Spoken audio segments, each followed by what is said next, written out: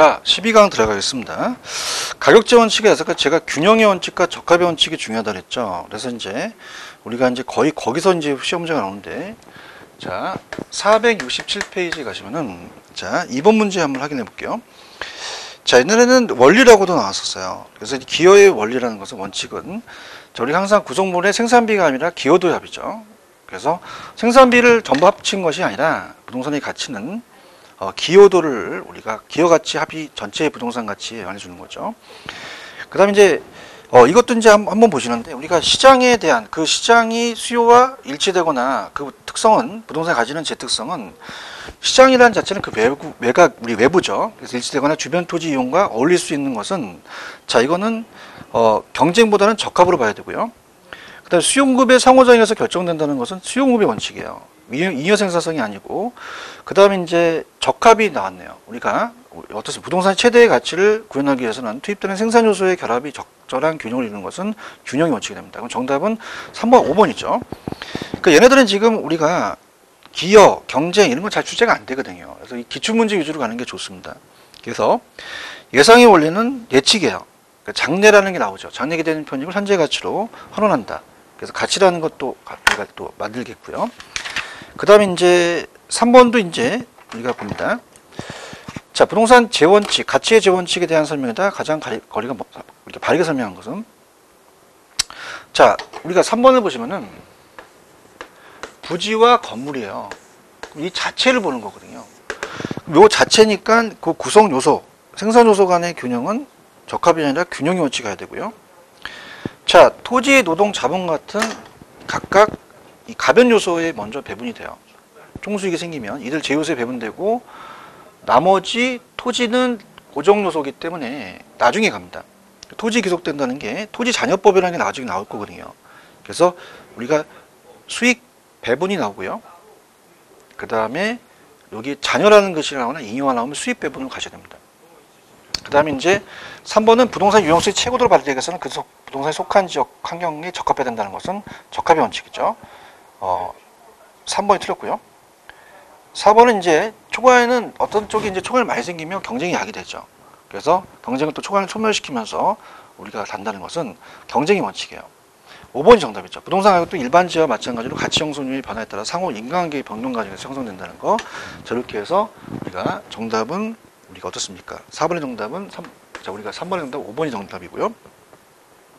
자, 그 다음에 4번입니다. 4번 아까 했고요. 자, 5번은 동일한 효율을 가진 여러 부동산 중에서 만약에 엘리베이터가 똑같이 있다면 가격이 낮은 거 선택하고, 자, 또 어떻습니까? 가격이 다르면 효용성이 높은 걸 선택하겠죠. 그래서 이런 게 대치의 원칙이다. 정답은 4번이다. 6번은 이제 기능적 감가는, 우리 전 시간에 기능적 감가는 균형, 경제가는 경제, 우리 적합.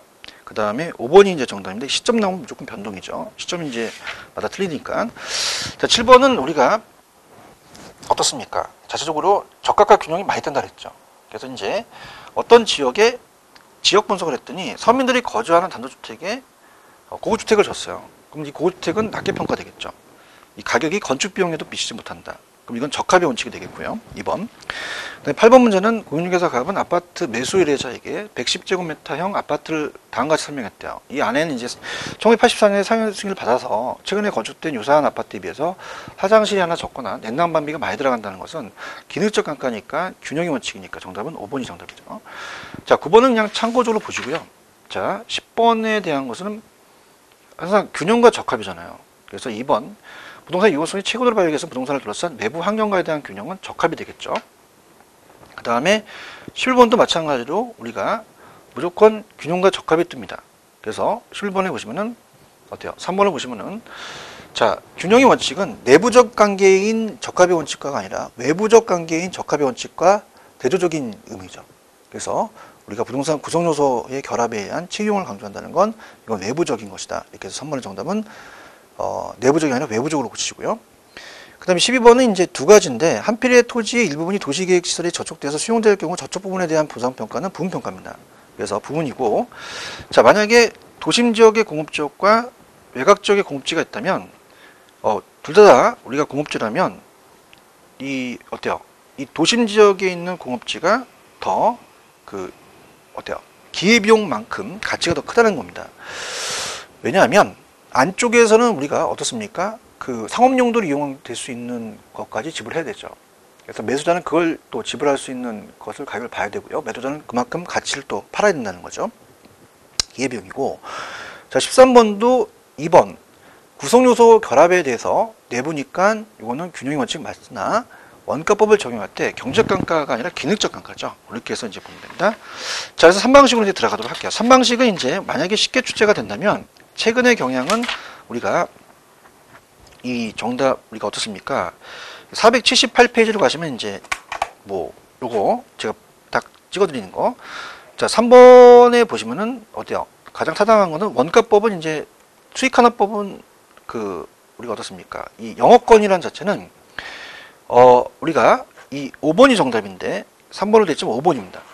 자, 수익환원법에 의합니다. 그래서 우리가 요거 예외적은 우리가 보통 다 사라졌어요. 그렇기 때문에 최근 경향은 그냥 영업권은 원가법, 수익환원법으로 간다. 그냥 그렇게만 잡아주시고요. 그 다음에 이제 그 어때요? 넘기셔서 최근에 대한 경향으로 이제 갈게요. 최근의 기출문제를 보시면은 자, 480페이지 8번 정도는 보십시오. 자, 우리가 C조12, CO12라고 해서 환원율을 구하는 게, 자, 5번은 금융적이라는 자체는, 자, 저당 투자자는 은행이에요. 지분 투자자는 내가 임대사업을 합니다. 그럼 당연히 저당 투자자는 이자를 먹고요. 지분 투자는 지분 수익을 먹어요. 그렇기 때문에 동일하다가 아니라 다르다고 해야죠. 그래서 투자 자본을 금융적 측면에서 본다는 건 맞는데, 자, 그렇게 보시면 되고요. 그 다음에 이제 9번에, 자, 우리가 감정평가에 관한 규칙이 잘 나온다 그랬잖아요. 그래서 이거 볼게요. 자, 가장 타당한 거, 별표를 3개 쳐놓으시기 바랍니다. 굉장히 중요합니다. 자, 기준점 대상물건의 가격조사를 완료한 날짜로 한다. 맞습니다. 근데 기준점 미리 정할 때는 가격조사가 가능하지 않더라도가 아니라 가격조사가 가능해야 되고요. 자, 감정평가업자가 평가를 할 때 실조사를 하는 것이 원칙이에요. 대상물건 확인해야 되는데, 신뢰할 수 있는 자료가 있으면 실질조사를 생략해서는 아니라 생략될 수 있습니다. 약간 좀 내용이 달라도 그 자체가 완전 다르지는 않습니다. 자, 3번 소음진동, 일조침해, 환경오염 등으로 인해서 토지 등의 가치 하락에 대해서는 관계법령에 의해서 소음 등의 허용 기준을 고려해야 하나 원사협 등을 고려하지 않는다? 고려해야 됩니다. 그래서 소음 등의 허용 기준이나 원사협 등 다 고려해야 된다. 이렇게 잡으셔야 되고요. 자, 4번이 정답인데, 자, 아직까지도 이거 살아있어요.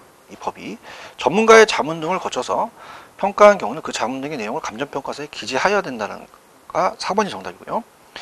자, 집합 건물에 대해서는 자, 구분소유권 대상이 되는 건물과 그 사용권을 일괄할 때는 원가법이 아니라 거래사례로 갑니다.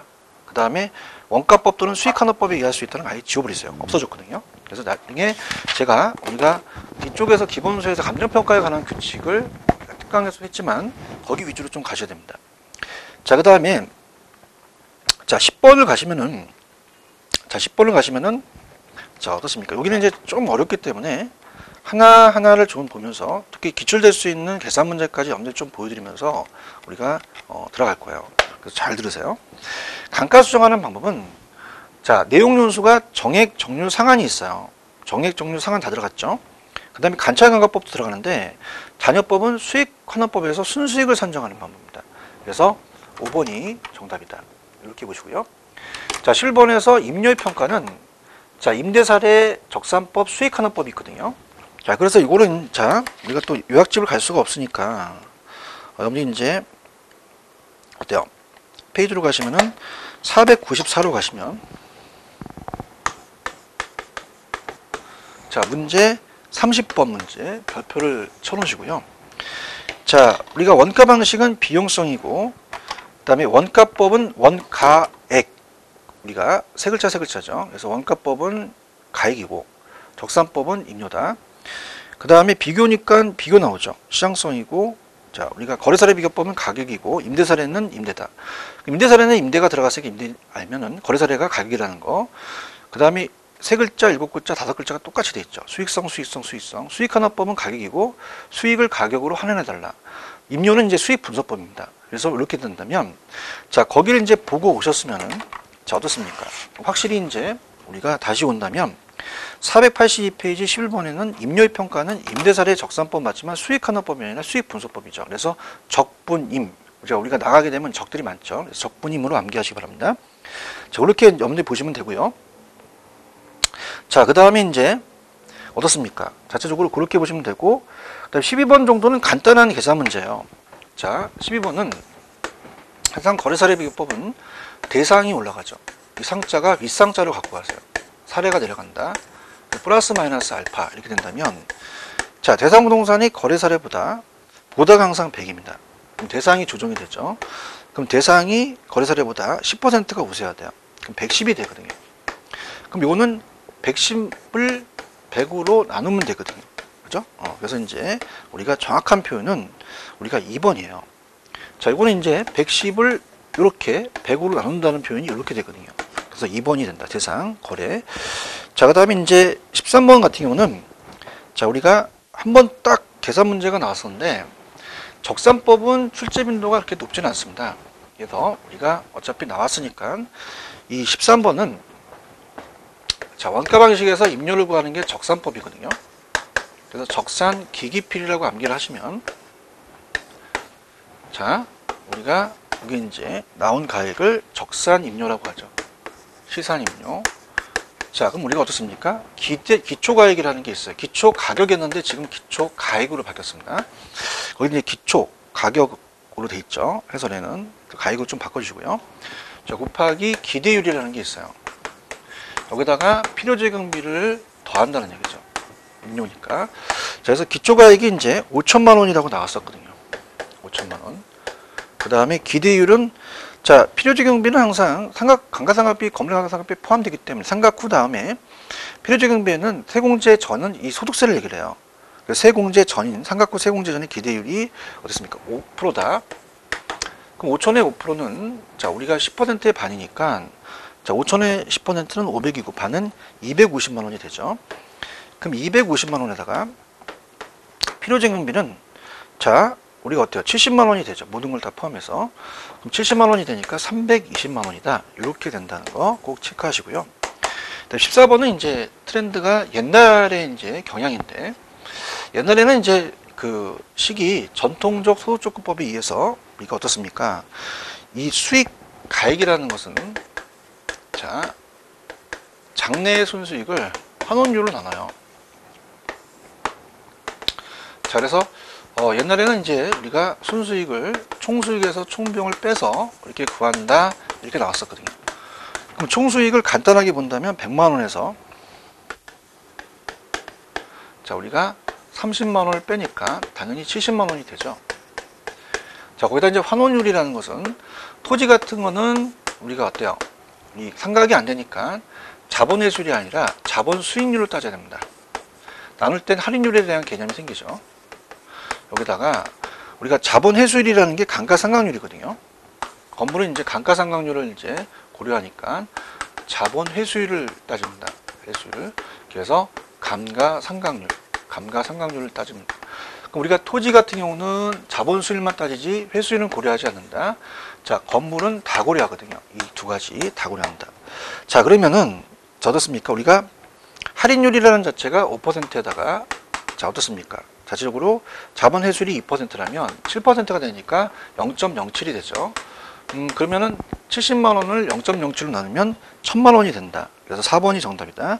자, 이렇게 보시면 되고요.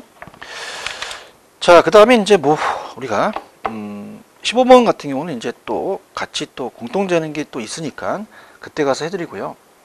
자, 16번 같은 경우는 이제 보실게. 자, 우리가 부동산의 감정평가에 대해서 감가 수정하는 방법에 대해서 맞는 것은, 회계 목적은 회계의 목적이다 보니까 장부가격이 취득가격을 잡아요. 평가 수정은 이제 제도원가 잡고요. 회계 목적의 감가상각은 관찰감각법을 인정 안 합니다. 장부상이니까. 근데 평가는 눈으로 확인해서 인정을 합니다. 니은이 틀렸고요. 자, 정률법은 매년 감가액이 일정한 게 아니라 감가액이 체감되죠. 가장 첫 해가 많고 해가 갈수록 점차 줄어든다. 맞죠?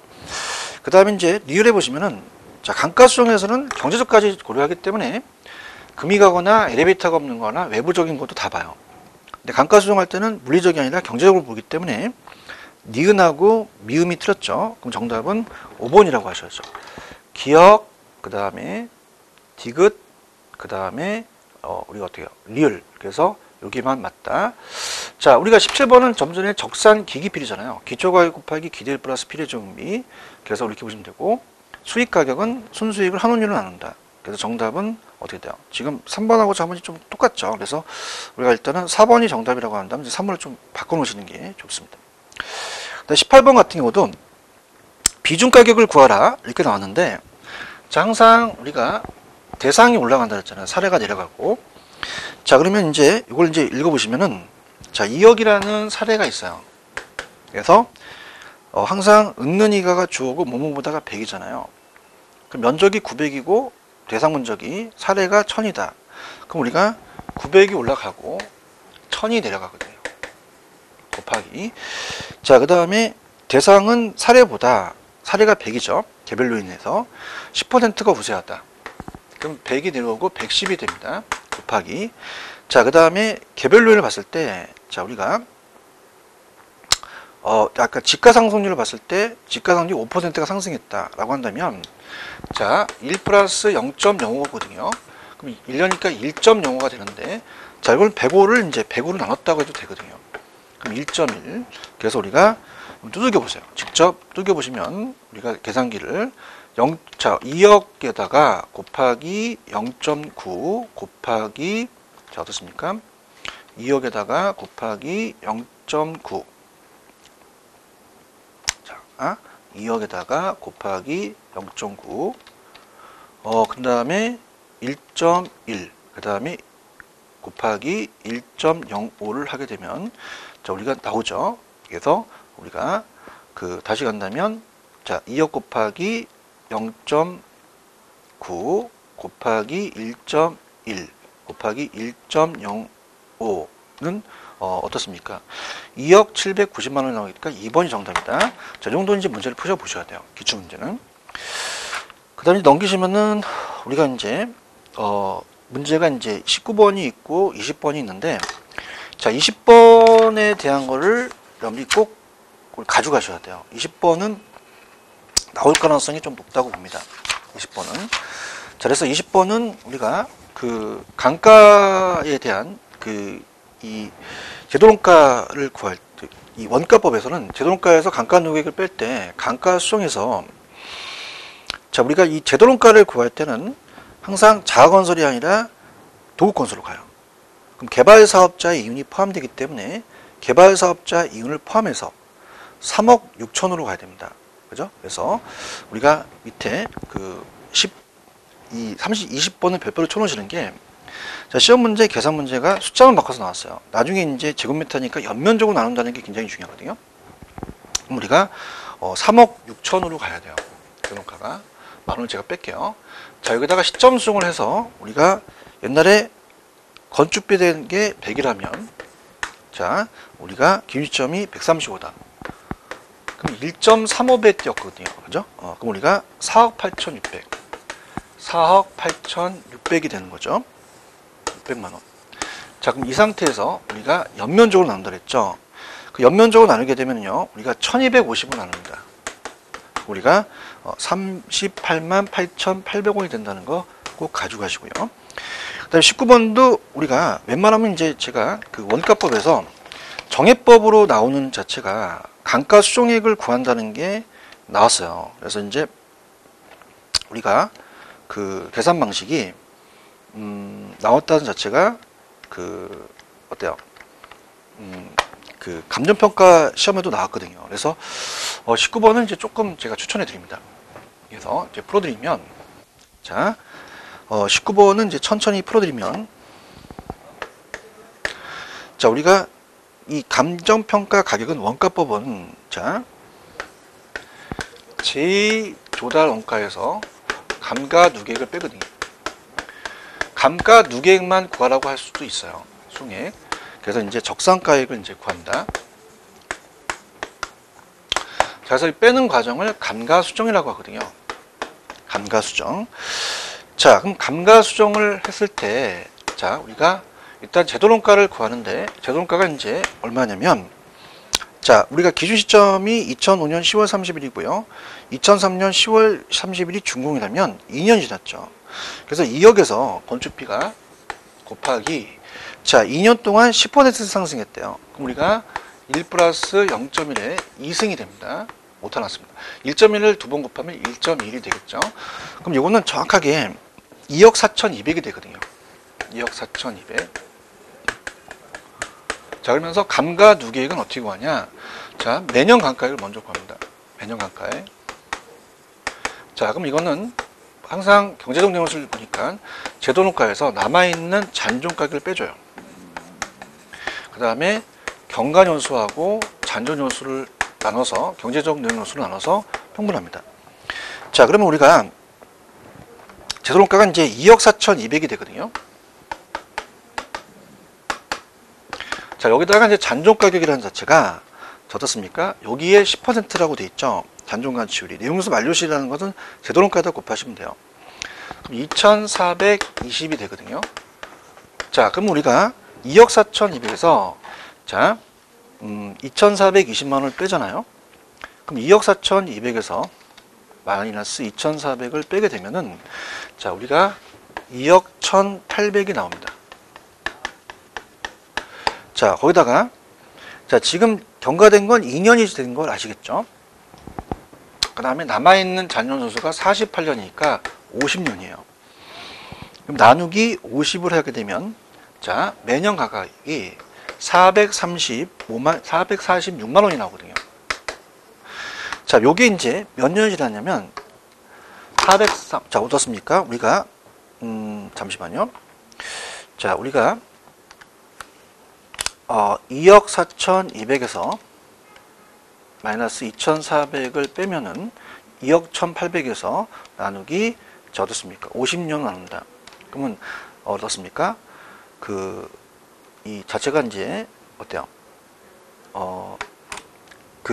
나오겠죠? 그럼 우리가 2억 4,200에서 만약에 마이너스 2,420을 빼주게 되면요. 아니죠. 요게 아니죠. 2,400 빼게 되면 정확하게 우리가 어떻습니까? 2억 1,780만 원이 나오죠. 그죠? 그럼 여기다가 나누기 50을 하게 되면 4356000이 나오죠. 그래서 435만 6천이 나옵니다. 그래서 자, 이건 이제 조금 계산이 어렵게 나왔어요. 기준점을 이제 갖고 올라가는 거 하니까.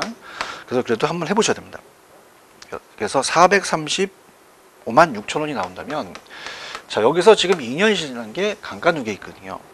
그럼 곱하기 2를 하게 되면 871만 2천 원이 됩니다. 그럼 우리가 정확하게 2억 4,200에서 자, 2억 4,200에서 빼기 871만 2천 원을 빼게 되면요. 2억 3, 자, 우리 어떻습니까? 2억 4,200에다가 마이너스 871만 2천 원을 빼게 되면은 2억 3,328만 8천 원이 나옵니다. 그래서 정답은 우리가 어떻게 돼요? 3번이 정답이다. 이렇게 보시면 되고요. 자, 그 다음에 이제 넘겨보시면은 자, 21번이 약간 조금 오타가 났고 앞쪽에서 나온 문제랑 좀 유사하지만 자, 여기 나올 가능성이 큽니다. 그래서 보통 우리가 수익가액을 구하라고 할 수도 있고요. 자, 아니면은 어떻게 돼요? 우리가 부동산의 가치를 또 구하라고 할 수도 있습니다. 그래서 이제 보는데 자, 지금 이거는 여러분 이렇게 보시면 돼요. 자, 우리가 식을 암기하셨으면 수익 가격이라는 것은 우리가 어떻습니까? 환원율을 지금 구하는 거잖아요. 그러면 수익 가격은 위에가 순영업소득이다 무조건 가공기 이용순이죠. 여기다가 환원율을 나누죠. 그럼 얘를 구한다는 것은 밑은 나누면 되잖아요. 얘를 얘로 나누는 거거든요. 근데 이제 가공기 이용순에서 우리가 좀 오타가 났는데 총 투자액은 단위가 원이 아니라 1,000원이 들어가야 돼요. 그래서 2억이라는 뜻입니다. 공이 3개 붙죠. 그럼 우리가 이렇게 하세요. 가공기 유형순, 가공기 유형순. 가능 총수에서 공시를 빼고 기타 소득을 더한 다음에 유효 총수가 나오면 영업 경비를 빼죠. 그러면 순소득이 되죠. 자, 그러면은 이제 단위가 어차피 우리가 요게 자, 원래 이렇게 1,000원이 붙어야 돼요. 요게 2억이라는 뜻이거든요. 그럼 아예 이걸 없애버린다는 거죠. 단위를. 그럼 가능 총소득이 19,500서부터 시작한다. 이렇게 이제 시작하세요. 자, 그래서 여기다가 자, 우리가 어떻습니까? 기타 소득이 1000이고요. 1000원 뺐습니다. 자, 공실이 500이라는 거죠. 그럼 요게 2만이 돼요. 2만. 자, 그러면서 그 2만에다가 자, 지금 뉴득은 40%입니다. 그럼 여기다가 40%라는 건 0.4를 하게 되면 248, 800이 되잖아요. 그럼 여기는 1600이 되죠. 그죠? 자, 248, 아니죠. 1200이 되죠. 자, 이렇게 해도 되고, 여기는 1 플러스 마이너스 0.4다 보니까 0.6을 곱해도 되거든요. 그럼 우리가 12000이 그대로 나와야 됩니다. 그럼 12000이 그대로 나오면, 그 12000에다가, 자, 아까 12000에다가 20을 나눠주면 돼요. 그러니까 1000원이라는 것을 아예 없애버리라는 거죠. 그럼 이렇게 나누시면 됩니다. 그럼 아예 1000원이라는 단위를 없애버렸으니까 이렇게 풀어도 되는데, 그럼 12000에다가 나누기, 자, 12000에다가 나누기, 그냥 우리가 20을 하게 되면 그냥 0.6이 되거든요. 우리가 0.06이 되죠. 그래서 6%가 됩니다. 그래서 우리가 12000에다가 자, 12000 나누기, 자, 20을 나눠버리면 0.06이 떨어지죠. 0.06. 그럼 0.06이니까 6%가 된다는 얘기입니다. 자, 그렇게 여러분 보시면 돼요. 정답은 1번이 정답이다. 자, 22번은 좀 기출이 잘 안 됩니다. 그냥 가시고요. 그 다음에 이제 490페이지 23번을 보시면, 자, 환원율이라는 건 어때요? 지금 우리가 감정평가 이론상, 자, 더더욱 소득조건법에 의해서 항상 위에가 순소득이 올라갑니다. 얘와 얘를 바꿀 수가 있는 거죠. 그 다음에 이제 우리가 저부대라는 건 이제 있습니다. 저부대가 있기 때문에, 자, 어떻습니까? 저부대니까 이 부채감당법이에요. 그러다 보니까 우리가 저당상수, 그죠? 저부대. 그래서 정답은 1번입니다. 그래서 저당상수. 다음에 부채감당법에 의해서 부채감당 비율이죠. 저부대, 그죠? 자, 우리가 돈을 못 받으면 저 익숙한 부대가 갖고 돈을 받아내야 돼요. 그래서 그게 유명한 저부대죠. 저당상수, 부채감당 비율, 대부 비율. 그래서 정답은 우리가 어떻습니까? 2번이 정답입니다. 자, 우리가 어때요? 1번이 정답이다. 이렇게 가져가시면 되고요.